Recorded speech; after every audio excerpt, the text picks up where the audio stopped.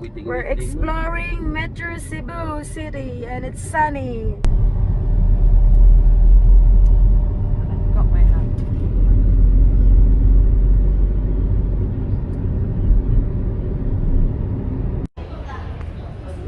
First up, the Magellan's Cross, planted on the 14th of April 1521 on the shores of Cebu, signifying the establishment of Christianity in the Philippines. Early in the morning and a lot of people are pouring in. So this is when Portuguese explorer Ferdinand Magellan came to Cebu in the 1521. He planted a huge wooden cross. That's the huge wooden cross. Yeah. This spot commemorates that event and the introduction of Christianity in the Philippines 500 years ago. When King Humabon of Cebu, his queen and children together with subjects were baptized by Father Pedro Valderrama. So this is in front. This place is in front the City Hall. The City Hall is over there. So today is Monday, so they're having a meeting after a flag ceremony. Public office is a public trust, it says. So people around, very busy, taking their photos. Challenge Cross. So I'm here, I'm visiting the Basilica. Approaching the Basilica. And building. So you light your candle and say your prayers over here.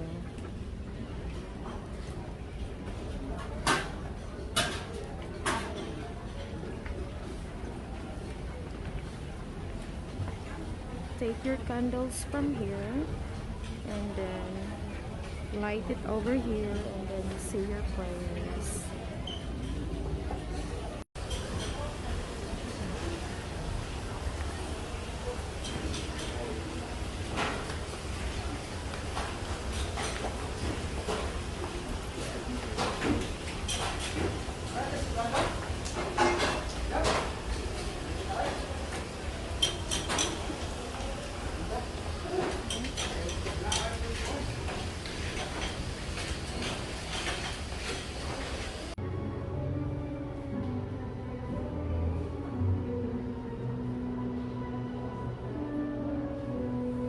The Basilica Minore del Santo Niño holds deep cultural significance for the people of Cebu due to the Catholic faith held by the majority of Cebuanos.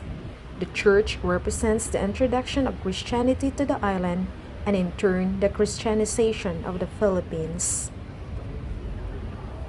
It was constructed in 1565 by Miguel Lopez de Legaspi and Andres Ordaneta. It was built on the very site where the statue of the Santo Niño de Cebu, a statue depicting the child Jesus, was found in 1565 by the Spanish explorers led by Miguel Lopez de Legaspi.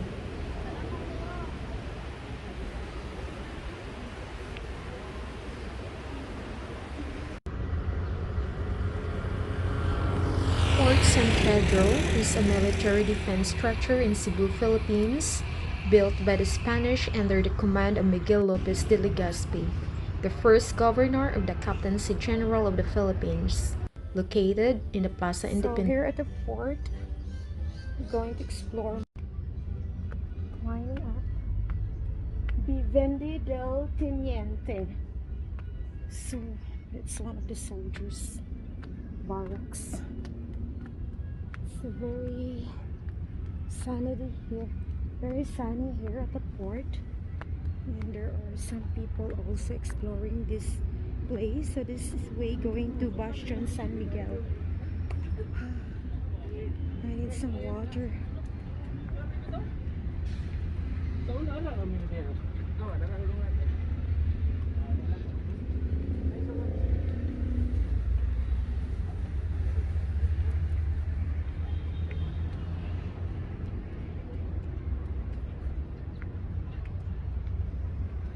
It's inside. So this is where the soldiers stay.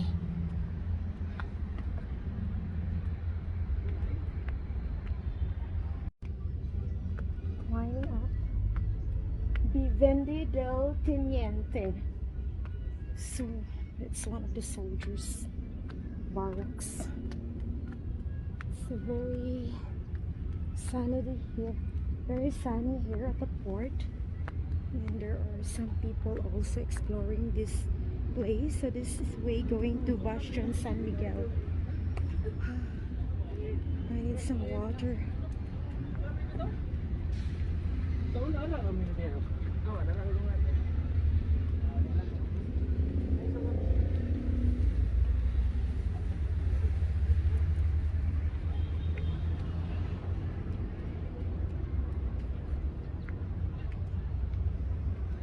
It's inside. So this is where the soldiers stay.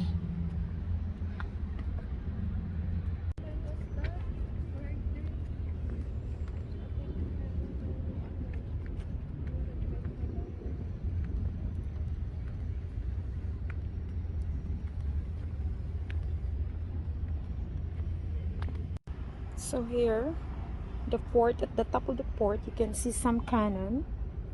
You can see there, pointing. This is at the top of the entrance of the port. There, cannon, and you can see some also there, all around at the top of the port. These are cannon here to ward off those enemies who will going to attack. The Cebu Taoist Temple was built in 1972 by the Cebu's substantial Chinese community. This temple is composed of two different temples. So right now, One is I'm the climbing Pushan up Temple, built by towards another Chinese Taoist community, Temple. which is not open to the So, public. Another is the very, main temple, which is 270 meters above the sea level. The latter is the only temple open to worshippers and non-worshippers. Entrance to the long way to temple is a climb. replica of the Great Wall of China. The temple includes a chapel, library, souvenir shop, and a wishing well. It also has a spacious balcony that has an access to the scenery of the city. The Taoist Temple is the center of worship for Taoism, the religion which follows the teachings of the ancient Chinese philosopher Lao Ji. In the temple, devotees perform rituals. One ritual is where one prays to the gods to grant one's wish. This kind of ritual includes washing hands, going inside a chapel barefooted, and dropping two blocks of wood. If the blocks of wood are both face up upon reaching the floor, it means one can make a wish. If not, it means it is not yet time for one's The wish sun to is be just granted and needs to come going back towards me. again That's to the why. temple some other time. Another ritual among the devotees is the climbing of the 181 steps, which represents the 81 chapters of Taoism scriptures, and lighting joss sticks and having their fortune to be read by the monks. This kind of ritual is done during Wednesdays and Sundays. To the main temple. It's high up in the mountain. I'll show ahead. So I need to climb. And what is this statue for here? So it's a massive temple here.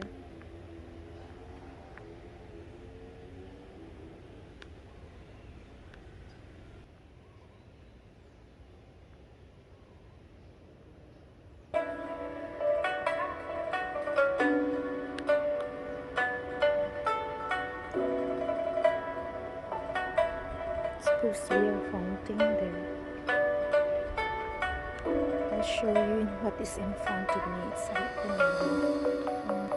So that's Cebu City. It's in there.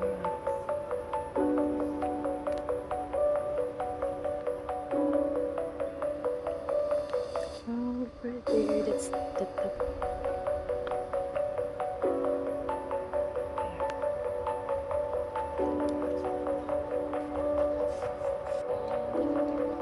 This is quite a very massive place.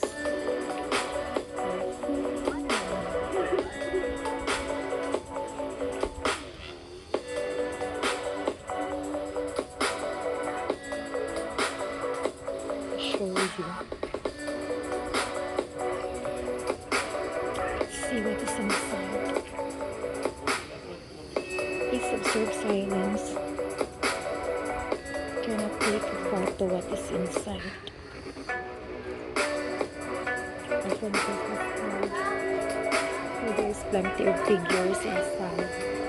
And there are some plenty of big candles. So this is just outside. And you can smell the incense. So we're still here in Philippine Taoist Temple. Such a very massive place.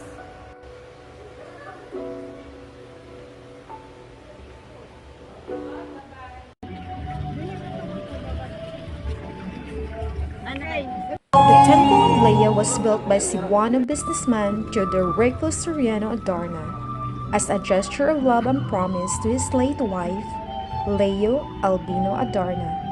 They were married for 54 years and were owners of the motel chain Queensland Cebu. Although it was not built as a mausoleum, this tourist site is known as Cebu's Taj Mahal.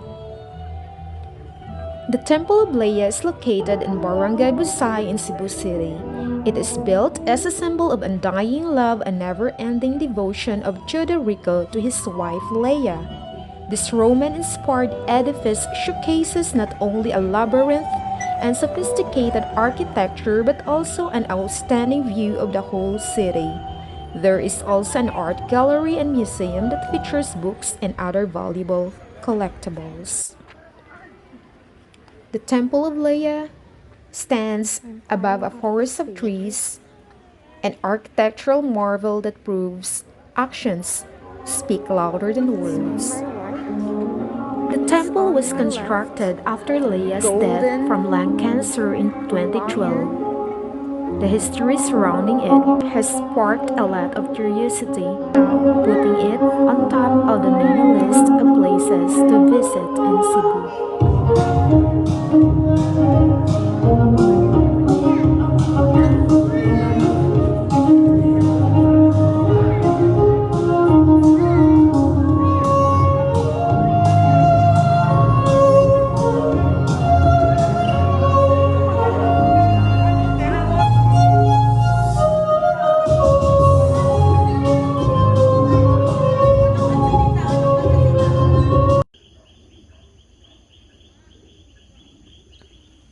Sirao Flower Garden houses a selection of flora, the most prominent being celosia.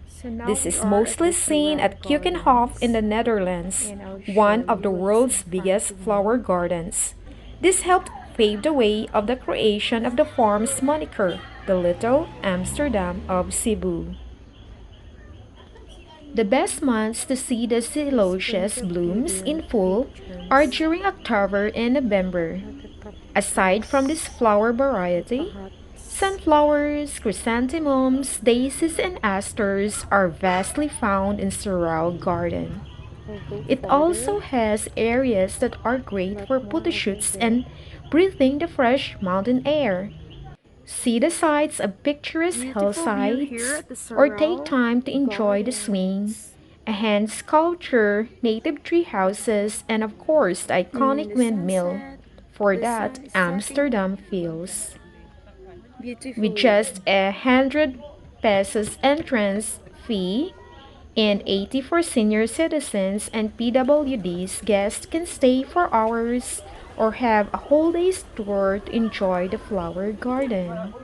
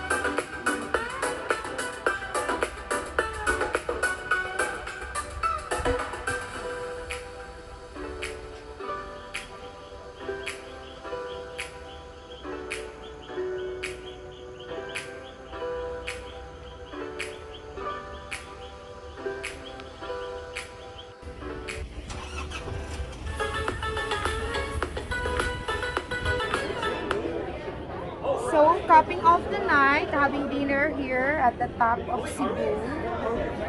It's our order with my friend Julie Tucker, fresh from England. So how do you find Cebu, June? It's a very beautiful place. Very beautiful place. So you're glad you came? Very glad that I'm here. Very good. So we're going to have our dinner now. Bye. So we are at the top of Cebu. And the restaurant is also called Top of Cebu.